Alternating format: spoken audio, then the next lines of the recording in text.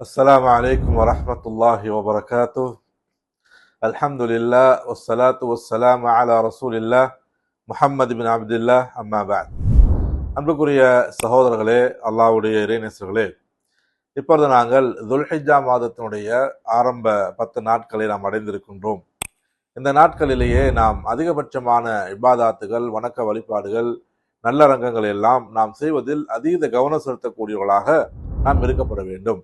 ஏனென்று சொன்னால், அல்லாஹ்வுடைய தூதர் நபிகள் நாயகம் ஸல்லல்லாஹு அலைஹி வஸல்லம் அவர்கள் இந்த துல்ஹிஜ்ஜா மாதத்தினுடைய 10 நாட்களை குறித்து ஏராளமான சிறப்புகளையும் அது பற்றிய முக்கியத்துவங்களையும் அல்லாஹ்வுடைய தூதர் ஸல்லல்லாஹு அலைஹி வஸல்லம் சொல்லியிருக்கின்றார்கள்.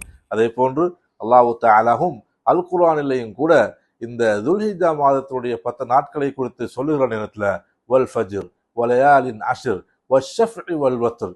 எனவே இந்த துல்ஹிஜ்ஜா மாதத்துடைய 10 நாட்களை குறித்து சொல்றான். இந்த 10 இரவுகள் மீது நாட்கள் மீது சத்தியமாக என்று அல்லாஹ் தஆலா சொல்லக்கூடிய 10 நாட்கள் என்பது இந்த துல்ஹிஜ்ஜா மாதத்தை 10 நாட்கள் தான் என்ற செய்தியை முஃபஸ்ஸிரீன்கள் விளக்குகிறார்கள். எனவே அன்புக்குரிய சகோதரர், அந்த அடிப்படையில் நாம் இந்த 10 நாட்களில் அதிகபட்சமான இபாதத்துகளை நாம் புரிய வேண்டும். அல்லாஹ்வுடைய தூதர் ஸல்லல்லாஹு அலைஹி வஸல்லம் சொல்கிற நேரத்தில் மாமின் ஐயாமின் அல் அமலு ஸாலிஹ் ஃபீஹா அஹப்ப இலல்லாஹி மின் ஹாதிஹில் ஐயாம்.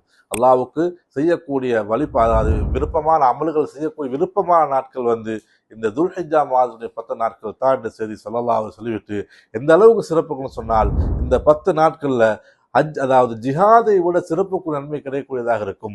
ஒருவன் சுப்ஹானல்லாஹ் என்று சொல்கிறான், அல்ஹம்துலில்லாஹ், அல்லாஹு அக்பர், லா இலாஹ இல்லல்லாஹ், இது மாதிரியான தஸ்பீஹாத்துகள் செய்கின்ற பொழுதும் கூட ஜிஹாதுடைய சிறப்புக்குரிய நன்மை இருக்கிறது என்ற செய்தியை அல்லாஹ்வுடைய தூதர் நபிகள் நாயகம் ஸல்லல்லாஹு அலைஹி வஸல்லம் அவர்கள் தெளிவுபடுத்துகிறார்கள்.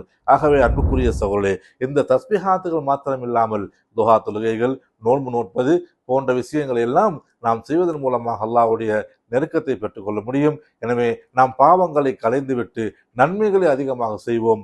வல்லவன் அல்லாஹு தஆலா எல்லோருக்கும் நல்லொரு பாலிப்பானாக என்று கூறி நிறைவு செய்கிறேன்.